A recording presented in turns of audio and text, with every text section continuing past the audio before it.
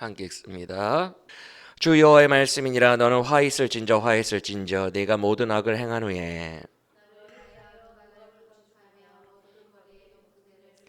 네가 높은 데를 모든 길 어귀에 쌓고 내 아름다움을 가증하게 하여 모든 지나가는 자에게 다리를 벌려 심히 음행하고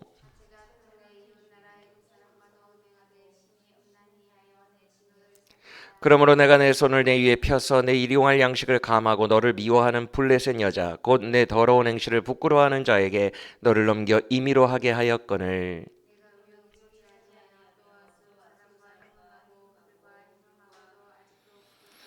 장사하는 땅 갈대아에까지 심히 행음하되 아직도 족한 줄을 알지 못하였느니라.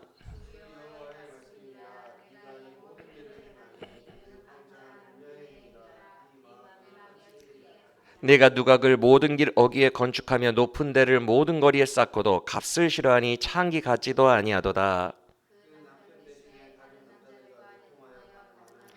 사람들은 모든 창기에게 선물을 주거늘 오직 너는 네 모든 정든 자에게 선물을 주며 값을 주어서 사방에서 와서 너와 행음하게 하니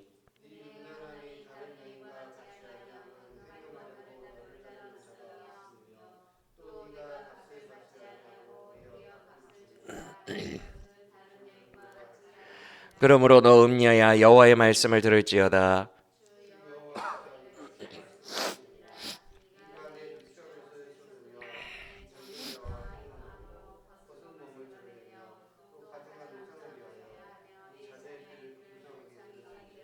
내가 너의 즐거워하는 정든 자와 사랑하던 모든 자와 미워하던 모든 자를 모으되 사방에서 모아 너를 대적하게 할 것이요 또 내 벗은 몸을 그 앞에 드러내 그들이 그것을 다 보게 할 것이며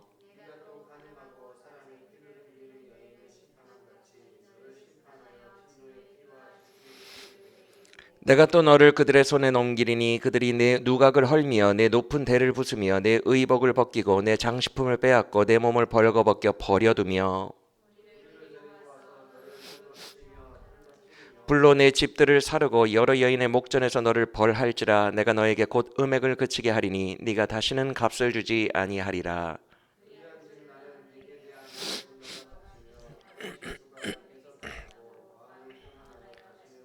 함께 읽을게요. 내가 어렸을 때를 기억하지 아니하고 이 모든 일로 나를 분노하게 하였은즉 내가 내 행위대로 내 머리에 보응하리니 네가 이 음란과 네 모든 가증한 일을 다시는 행하지 아니하리라. 주 여호와의 말씀이니라. 아멘. 오늘 우리에게 주신 말씀도 생명의 말씀이 되기를 원합니다. 아무래도 우리가 지금 보고 있는 16장은 분량이 있기 때문에 총 3주로 나눠서 해야 될 것 같아요. 우리가 지난 시간에 1절부터 22절까지의 전반부를 배웠다면 오늘은 23절로 43절까지의 중간부, 그리고 다음 주는 44부터 63절까지 후반부를 배우게 될 것 같습니다. 총 63절이니까 약 69절을 20, 20, 20 3등분하여 쪼개서 묵상한다고 생각하시면 될 것 같아요. 그럴 경우에 중요해지는 건 뭐예요? 이게 하나의 통짜 이야기인데 일부러 쪼갰으니 문맥이 이어져 있다라는 것을 염두하고 지난 시간 복습을 하면서 연결해서 묵상해야 되겠죠. 그런 의미에서 우리가 지난 시간에 배웠던 것을 간략하게 압축해서 복습해 보면 어떤 내용이었어요? 유다는 그 누구도 돌아보지 않은 버려진, 갓 태어났는데 탯줄조차도 잘라주지 않아요. 사람들이 탯줄과 피투성이인 채로 길바닥에 버려진 갓난아기와 같았다. 이렇게 주님이 묘사를 하셨죠. 그래서 우리가 지난 시간에 살펴봤지만 이 16장은 유다를 한 여인으로 의인화하여 주님이 설명하시는 본문이라고 했습니다. 즉 유다라는 어린아이는 여자 어린아이는 버려진 자, 아무도 돌보지 않는 피투성이와 같이 버려진 정말 불쌍한 자였다는 거예요. 그런데 너는 피투성이라도 일단 살아만 있으라 라고 하셨어요. 그 곁을 지나가시면서 이게 무슨 말이냐면 주님이 방관했다라는 게 아니라 때가 차기를 기다리셨다는 거예요. 우리로 말하면 불신자로서 그냥 근근하게 이렇게 살아가게 하셨다는 거예요. 어느 때가 차는 거예요? 우리로 말하면 주님을 만나고 회심할 때가 찰 때까지 주님은 우리를 살아만 있도록 하신다는 거예요. 살아만 있도록. 살아 있어야 믿으니까. 그런 느낌인 거죠. 그래서 이 여자아이가 때가 차니까 어떻게 돼요? 하나님이 의인화하시죠. 본인을 결혼을 해요. 그래서 자기가 남편이 되시고 이 유다, 남유다는 나의 아내다. 내 소유된 백성이다. 이렇게 말씀하신 다음에 남유다를 왕후로 삼아 주십니다. 그 내용들이 나와 있죠. 우리 지난 시간 본문에. 형용할 수 없는 신분 상승이에요, 여러분. 그러니까 우리 어렸을 때의 신데렐라 같은 동화 이야기 같은 거예요.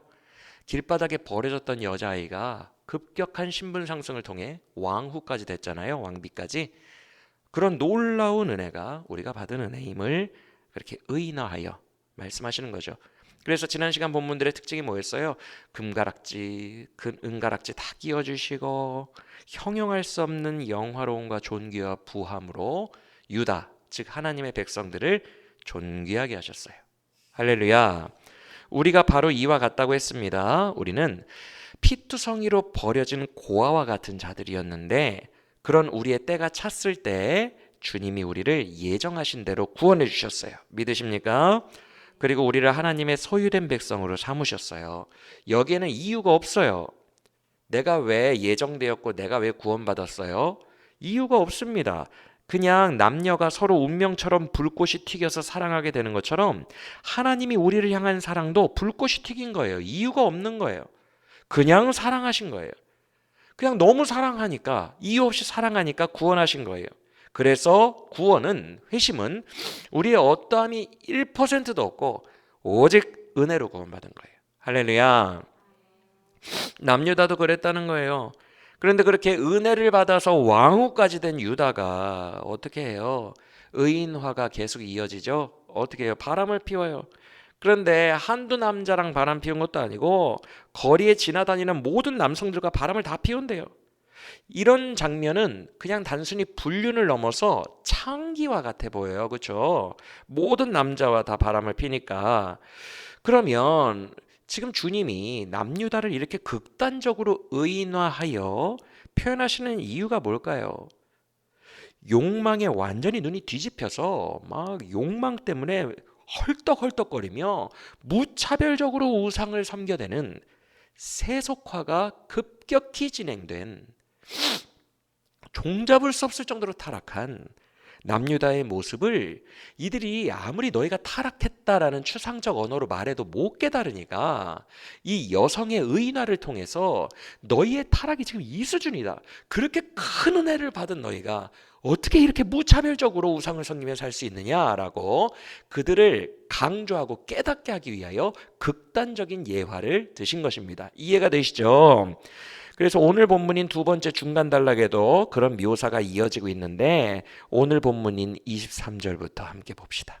23절에 화 있을진저 두 번 반복은 엄청 안 좋은 표현이에요.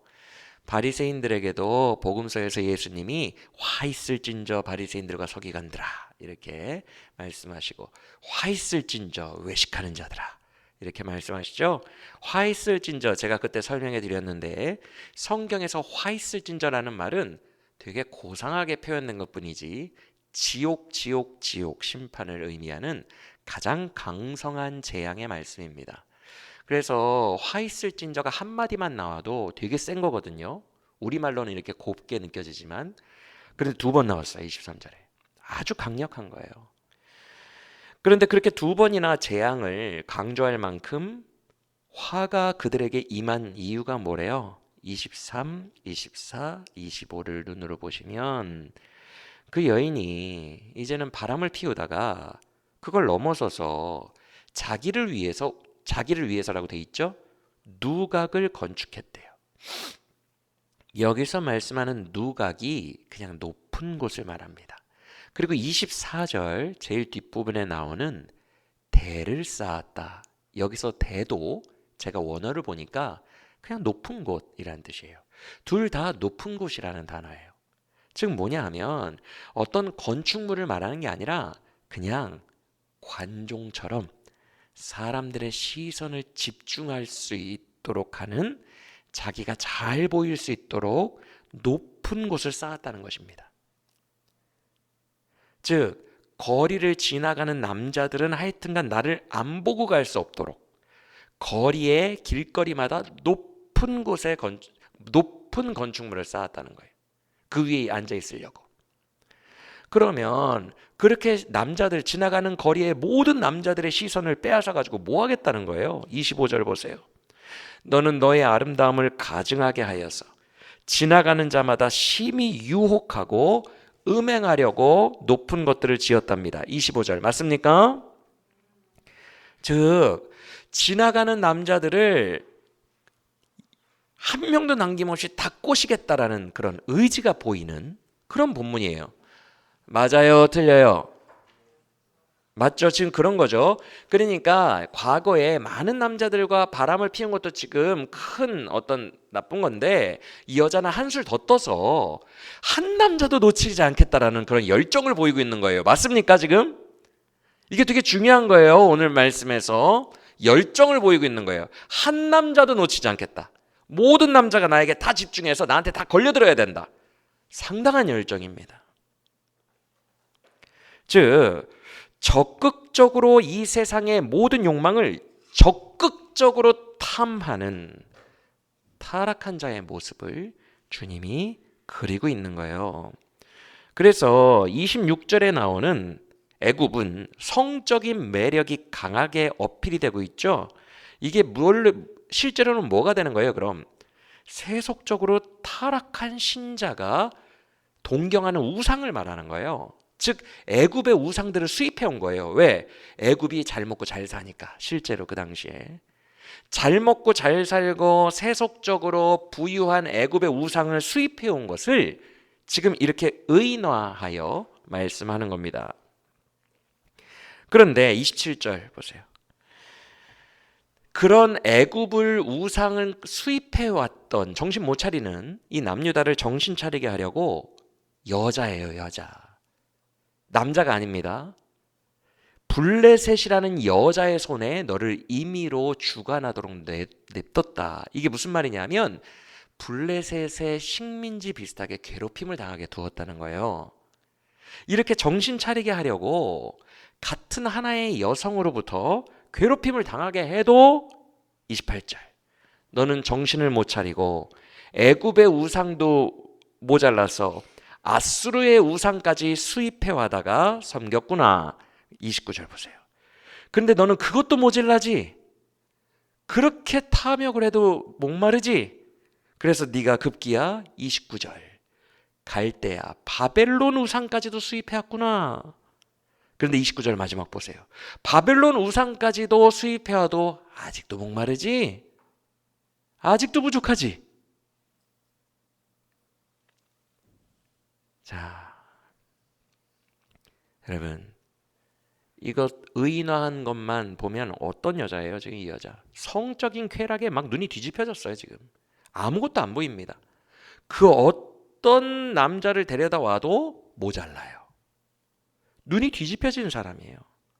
욕망의 헐떡거림과 갈증의 금단 현상이 있을 정도로 중독되어 버린 인간을 지금 주님은 그리고 있는 거예요.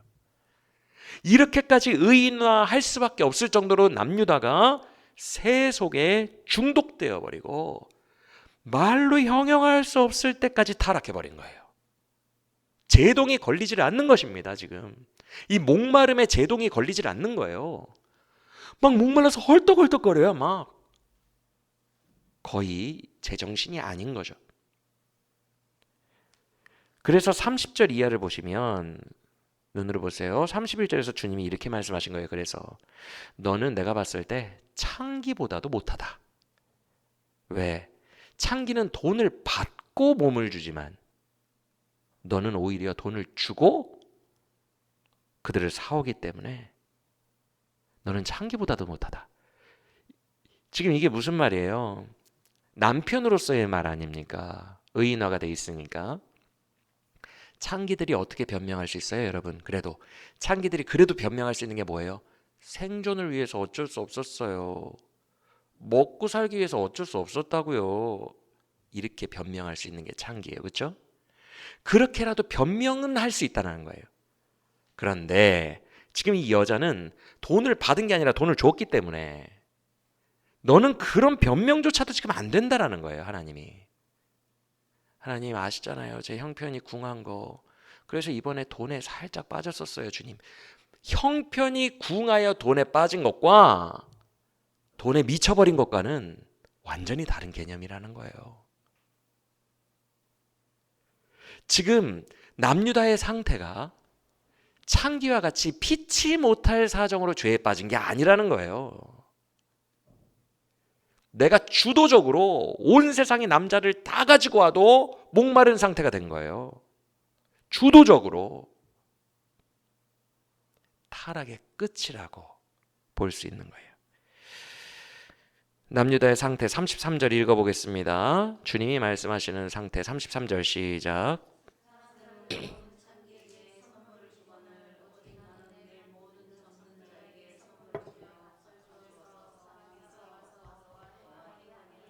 창기보다 못한 수준이라는 하나님의 결론이에요.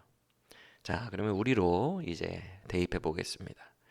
지금 이 남유다의 상태가 어느 정도의 영적 상태일까요? 이미 의인화가 지금 너무 잘 돼 있기 때문에 여러분들도 영적으로 어렴풋이 이 성도의 상태를 느꼈을 거예요. 지금 의인화가 너무 잘 돼 있어서. 그러나 한 번 더 정리를 해봅시다. 여러분, 성도의 타락의 과정을 보면 단계를 나눌 수 있어요. 제일 건강한 단계를 1단계라고 하고 보통을 2단계, 편의상 나누는 겁니다. 꼭 무자르듯이 이렇게 단계가 막 나뉜다는 게 아니라 편의상 건강 1단계, 보통 수준 2단계, 그리고 무너진 수준 3단계, 오늘 본문이 말하는 타락 상태가 4단계라고 해봅시다. 이해가 되시죠? 건강한 상태는 설교 제일 마지막에 이야기하기로 하고, 성도가 타락하기 시작하면 3단계에 빠지는데 이 3단계가 유혹에 몹시 흔들리는 단계예요. 몹시. 2단계랑은 달라요. 보통 상태도 유혹에 흔들려요. 보통 상태의 성도도 유혹에 흔들리지만 3단계의 특징, 몹시 흔들립니다. 몹시 흔들린다는 말은 사실상 유혹이 오면 무조건 무너져요. 속절없이 무너져요.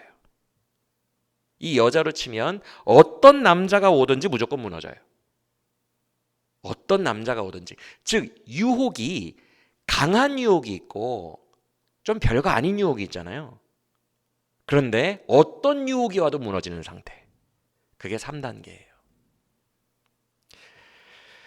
여러분, 보통 단계 2단계죠. 비교적 건강한 성도들은요, 어떤 식으로 사는 게 정상이냐 하면 삶 속에서 여러분들도 가끔 팍 화날 때 있죠. 삶 속에서 자기도 모르게. 그건 작은 유혹이에요. 하루에도 그런 작은 유혹에 몇 번씩 넘어지기도 하고 몇 달, 몇 년의 큰 유혹에 한두 번 넘어지기도 해요. 그게 건강은 아니고 보통 성도의 상태. 그냥 우리들의 상태입니다. 평범한 우리들의 상태. 우리들도 유혹에 넘어져요. 근데 3단계는 특징이 뭐냐면 크고 작은 유혹들이 들어오면 다 무너져요. 의지가 박야가인 것처럼 느껴지는. 그냥 뭐 아무 유혹이나 와도 속절없이 다 무너지는 거. 의지가 존재하지 않는 그 상태가 3단계입니다. 유혹을 이겨낼 나의 근력이 없는 거거든요. 성도가 몹시 약해진 거예요.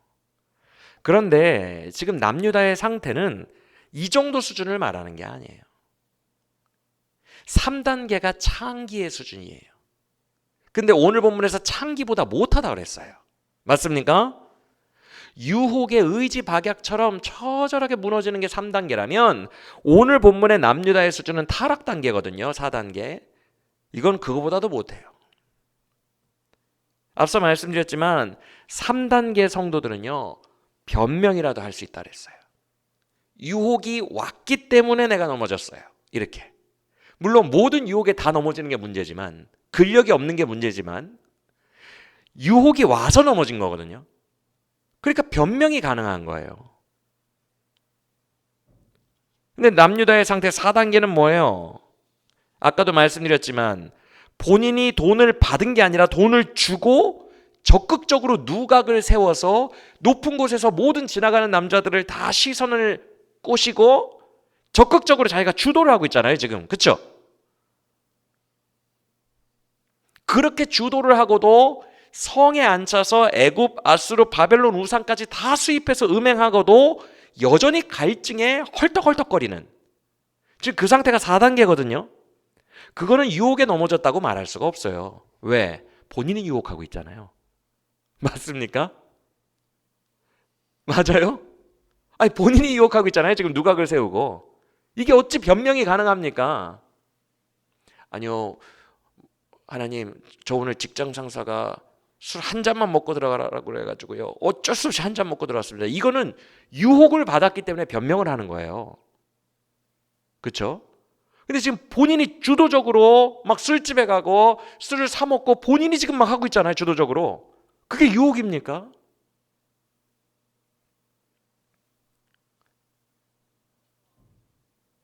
즉, 적극적으로 세상을 탐하는 상태가 4단계입니다. 유혹에 넘어지는 상태가 아니라 본인이 적극적으로 주도하는 거예요.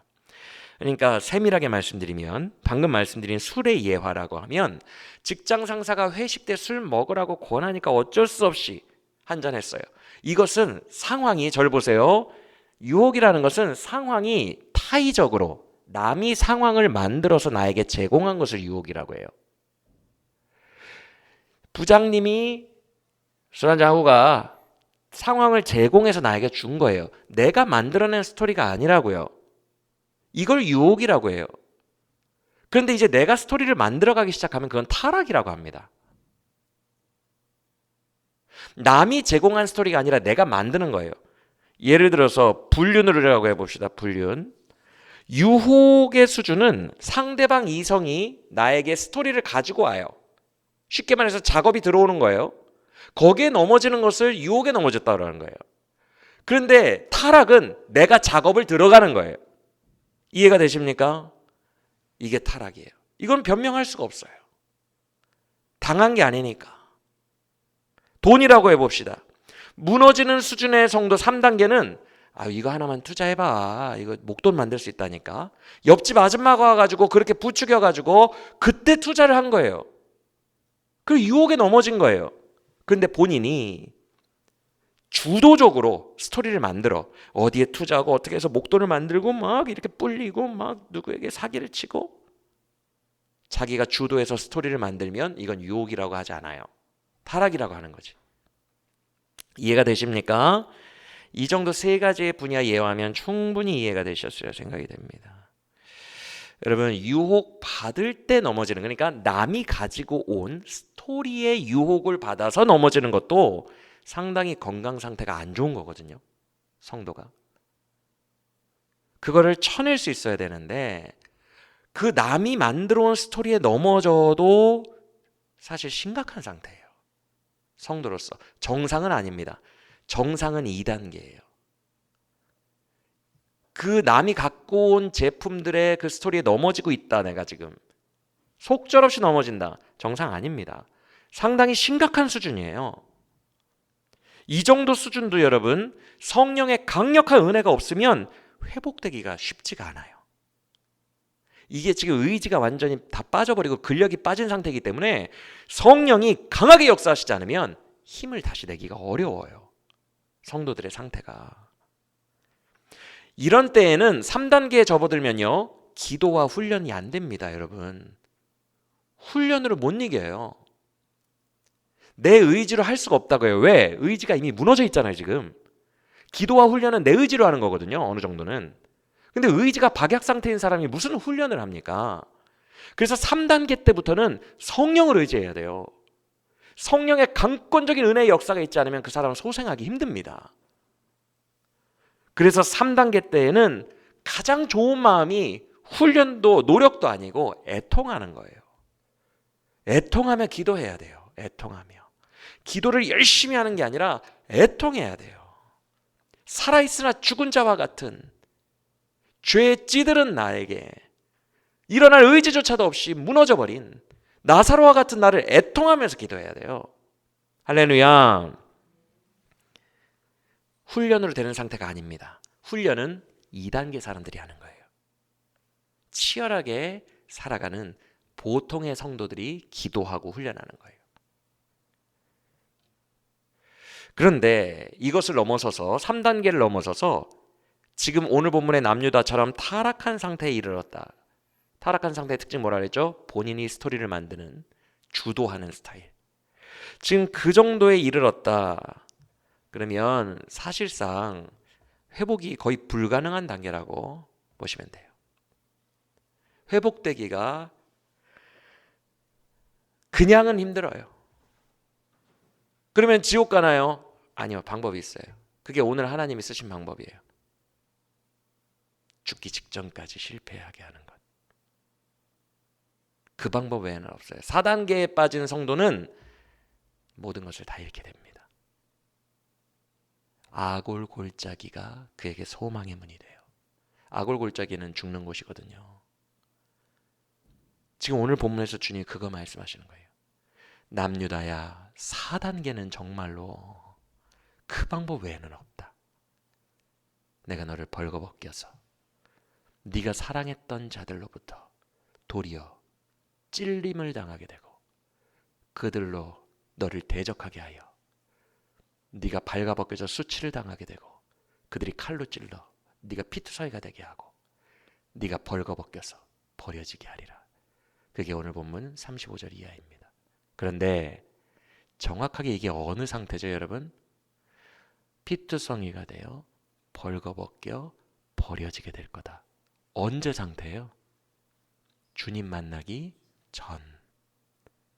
그 상태로 돌려놔서 다시 너로 하여금 아골 골짜기로 소망의 문을 삼아주리니 네가 빈들에서 나를 만나 다시 회복하리라. 그래서 오늘 보면 마지막 구절인 43절 읽어보면 회복이 조금 드러나 있어요. 43절 읽어보겠습니다. 시작.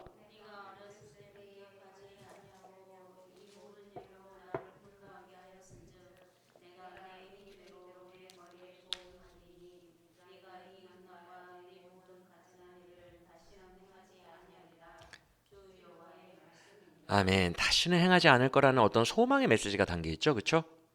그러니까 주님의 소망이 담겨 있는 거예요. 요 지경까지 가야만 네가 고칠 거다. 그래서 4단계는요. 성령의 역사로는 되기가 어려워요. 4단계는 이런 방식이 아니면 돌아오기가 쉽지가 않습니다. 3단계도 사실 의지가 완전히 떨어진 상태이기 때문에 되게 답답한 상태거든요. 영적으로 꽉 막힌 것 같은. 그때도 힘든데 그때는 성령의 역사로 가능해요. 죽은 자를 일으키는 역사로 가능해요. 근데 4단계는 무너지지 않으면 세울 수가 없어요. 다시 다 무너뜨려야 돼요. 여러분 얼마나 비참합니까? 3단계도 너무 비참하고 4단계도 너무 비참하죠. 그렇죠? 여러분 잘 들으세요. 성도가 타락해서 유혹에 그냥 넘어지는 수준을 넘어서서 본인이 주도하여 무슨 마약 중독자처럼 헐떡거리며 애굽 남자를 만나도 채워지지 않고 아수르 남자를 만나도 바벨론 남자까지 다 만나도 채워지지 않아서 눈이 벌게서 그 죄악들에 집중하고 있다면 하나님은 그를 살리기 위해 어쩔 수 없이 극단적인 방법을 쓰십니다. 그가 집중하는 모든 것으로부터 철저하게 버림받는 그런 방법을 쓰세요. 그래서 그 방법의 다른 이름은 실패입니다. 여러분 실패는 넘어짐이 아니에요. 넘어져도 의인은 일어날 수 있어요. 실패는 넘어짐과 관련이 없고 버려짐과 관련이 있어요.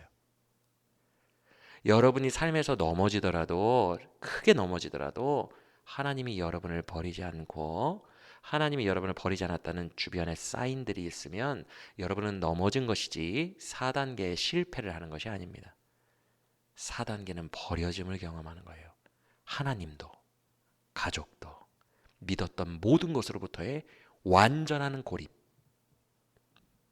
그걸 겪게 되는 거예요. 탕자처럼. 그래서 4단계를 돌이키시는 하나님의 방법은 실패와 버려짐입니다.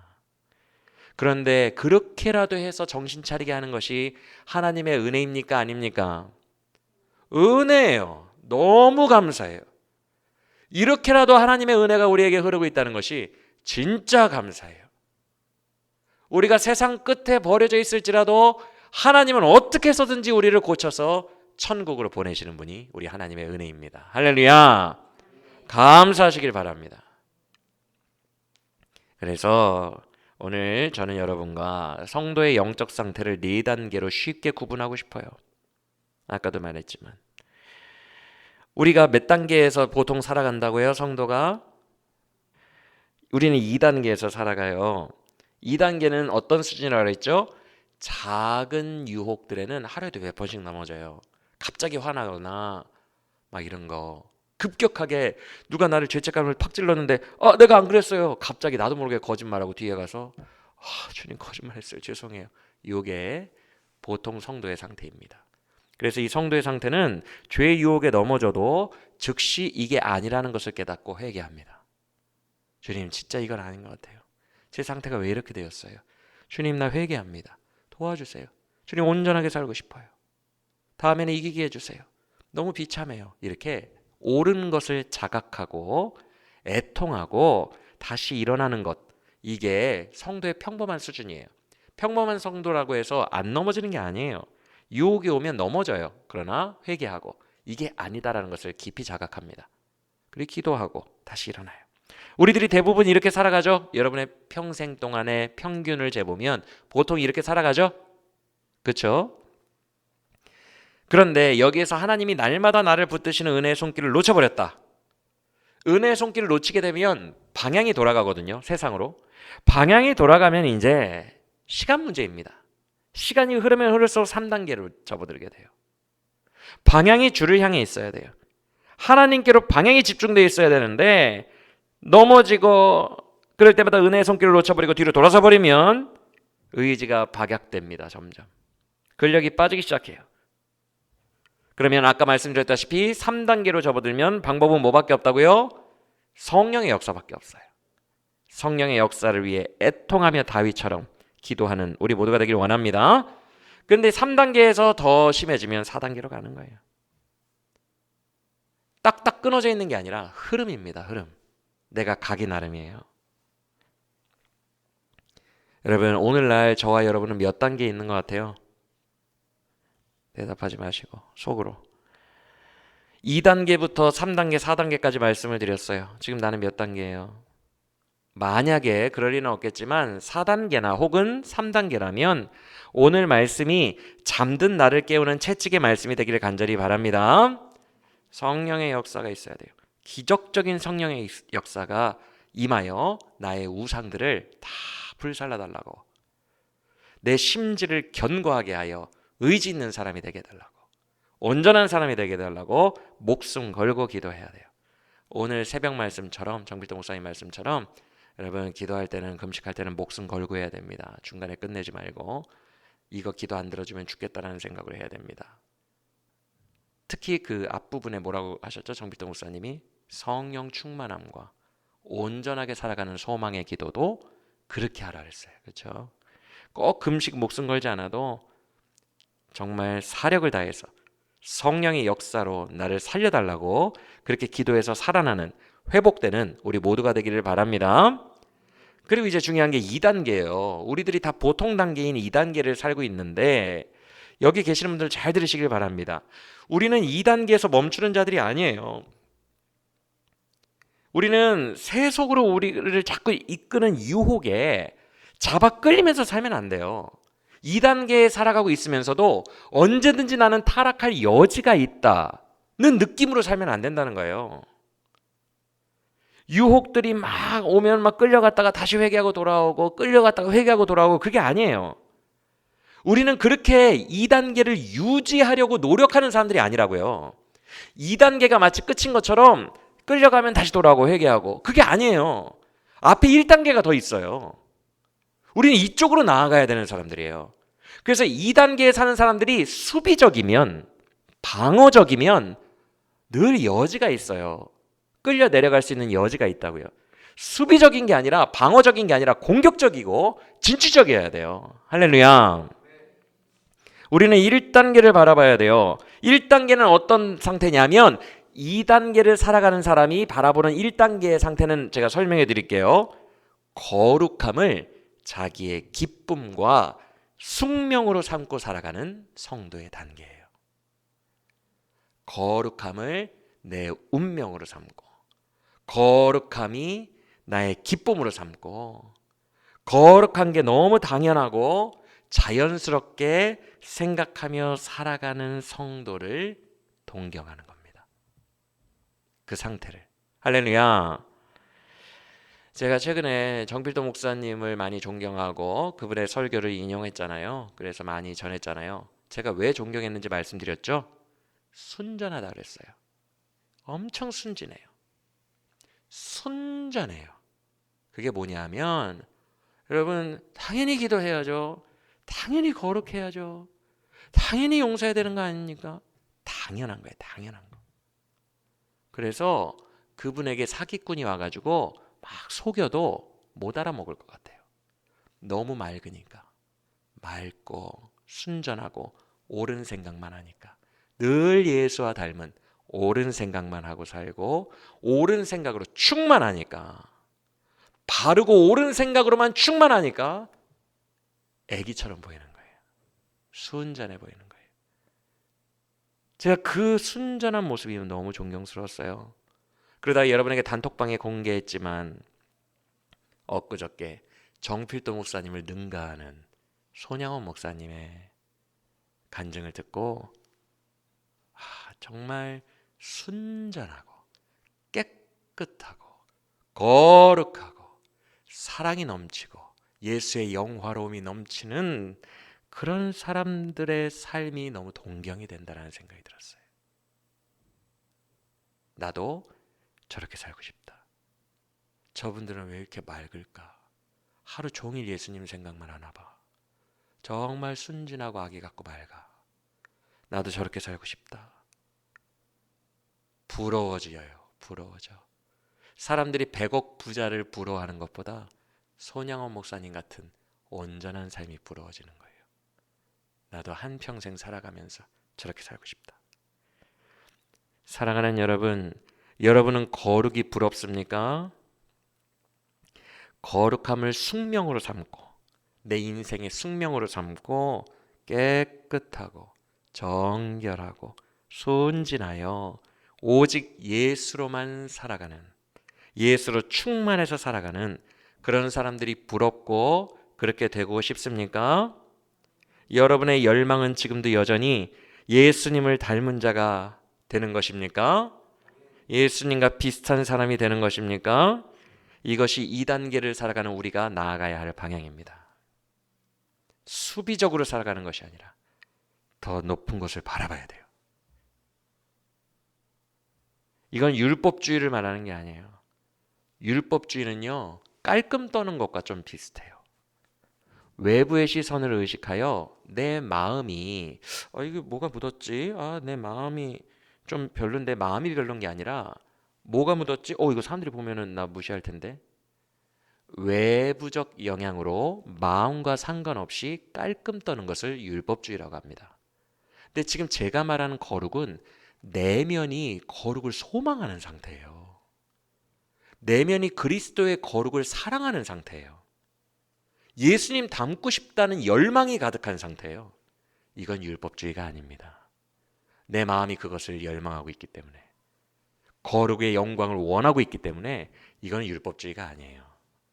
이건 온전한 거예요. 순전한 거예요. 기도하는 게 기쁘고 당연하고, 거룩하면서 살아가는 게 기쁘고 당연하고, 사랑하고 용서하면서 사는 게 기쁘고 당연하고, 정필도 목사님 맨날 말하는 것처럼 주의 말씀대로 사는 게 너무 당연한 거고 기쁘고, 오늘도 어떤 사모님 설교를 간증을 들었는데, 하나님이 처녀 때 주시는 대로 애를 낳아라라는 말씀을 듣고 10명을 낳았대요.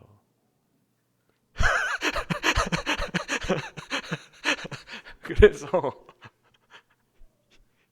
50살까지 30살부터 50살까지 20년 동안 10명을 낳았대요. 그런데 그분이 그러는 거예요. 생육하고 번성하라고 하나님이 하셨고 하나님이 주시는 대로 낳으라고 하셨는데 그래서 그 아이들을 잘 거룩한 자로 키워서 하나님의 자녀들로 세상에 보내라고 하셨는데 하나님의 말씀대로 살아야 되는 게 맞지 않습니까? 저라고 출산을 10번이나 하는 게 얼마나 힘든데 저라고 편했겠습니까? 근데 하나님의 말씀대로 사는 게 마땅하지 않습니까? 저희는 애들을 데리고 아침 저녁으로 30년 이상 가정예배를 뺀 적이 없습니다. 친척네에 가도 여행을 가도 휴가를 가도 명절에 친척네에 가도 그리고 아이들 기숙사에 들어가도 학교에서도 학교 복도에서 가정예배를 드렸습니다. 저희는 단 한 번도 그런 룰을 깬 적이 없습니다. 하나님이 조석으로 번제를 드리라고 했는데 말씀대로 해야 되는 거 아닙니까? 이렇게 얘기하시는데요. 할머니는 아니죠. 60 몇 살이시니까. 그분의 순전함에 제가 압도당해요. 당연한 거 아니에요? 말씀대로 살아야 되는 거 아니에요? 당연한 거 아니에요?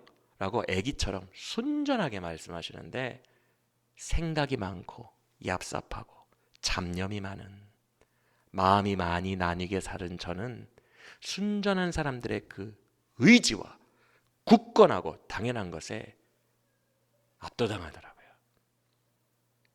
그래서 그분 설교를 들으면서도 또 동경이 되었어요.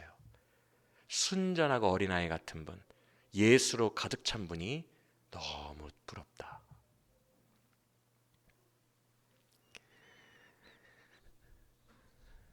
사랑하는 여러분, 우리는 마음으로 거룩을 열망해야 됩니다. 거룩을 열망해야 돼요. 내가 그 길을 가려고 애써야 돼요. 제가 엊그저께 손영원 목사님 단톡방에서 여러분들 그거 보신 분 좀 있어요?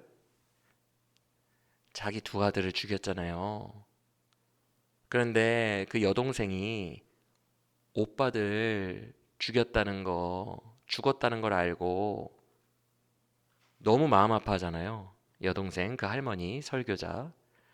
근데 드디어 안재선 두 오빠를 죽인 그 사람이 심판을 받고 사형받는 날짜가 되었는데 아빠가 청천벽력 같은 얘기를 했대요.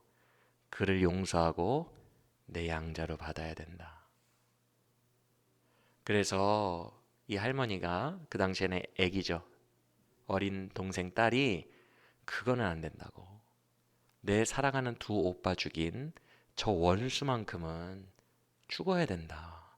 내가 어떻게 저 원수를 오빠로 삼고 평생 살아갈 수 있느냐고 했을 때 손양호 목사님이 하신 말씀이 제 마음에 울렸어요. 뭐라고 했냐면 동이야. 맞죠? 이름. 동이야. 내가 만약 오늘 이 순종을 안 하면 신사참배 거부하고 감옥에 갔던 거랑 지금까지 예수 그리스도를 위해서 살아온 모든 것이 수포가 돼. 우리는 그렇게 생각하죠. 신사참배 거부했던 멋진 장면 따로, 그가 나중에 타락했던 장면 따로, 실수했던 장면 따로, 다시 그가 회복했던 장면 따로. 그게 아니라는 거예요. 믿음에 순전한 사람들은 강한 의지를 가지고 그 길을 끝까지 걸어가요. 지금까지 해왔던 게 다 수포가 돼. 어제 믿었던 하나님을 오늘 배신하면 어제 내가 걸어왔던 길이 다 무너지는 거야. 동이야, 한 번 더 용서하자. 원수를 양자로 받아들이자. 하나님이 우리에게 하신 거잖아요. 맞습니까? 원수를 양자로 받아들이자. 내가 예수 닮은 길을 가고 싶은데 마지막까지 그 길을 꼭 가고 싶다. 그래서 예수의 길은 의지라는 것을 알게 되었어요. 방어적으로 수세적으로 살아가는 것이 아니라 나의 열망을 가지고 있는 거예요. 더 높은 곳을 향해 가려는 열망, 그게 필요해요. 할렐루야. 우리 그 열망으로 가득 찼으면 좋겠어요. 순전한 사람 부러워하고 바보같이 사는 사람, 애기 같은 사람, 그런 사람들 부러워하고 애기같이 예수스러운 사람을 얘기하는 겁니다. 이해가 되시죠? 다른 잡념이 없고 예수로 충만한 사람, 그런 사람을 꿈꾸며 살아가는 우리 모두가 되길 원합니다. 그런 사람은 몸에 성령으로 기름칠을 한 것 같아서 유혹의 찍찍이를 던져도 안 붙어요. 정말로. 내가 예수로 충만하기 때문에 기름을 뿌린 것 같아서, 성령의 기름을 뿌린 것 같아서 유혹의 찍찍이들이 와도 안 끌려간다고요. 그게 붙지를 않아요. 내 마음이 전심으로 그의 영광과 거룩과 천성을 향해 달려가고 있으니까. 사랑하는 여러분, 올해 남은 시간 동안 우리 정필동 목사님 설교라던가 순전한 분들의 순전한 모습을 자꾸 바라보시고, 그럴 때마다 나도 저렇게 살고 싶다고 동경한다고, 나도 저렇게 살게 해달라고 물을 포도주로 변화시키신 하나님이, 그리고 죽은 나사로를 살리신 하나님이 나에게도 말씀하셨어. 나도 새롭게 변화시켜 달라고 그렇게 기도하고 열망하는 우리 모두가 되기를 간절히 원합니다.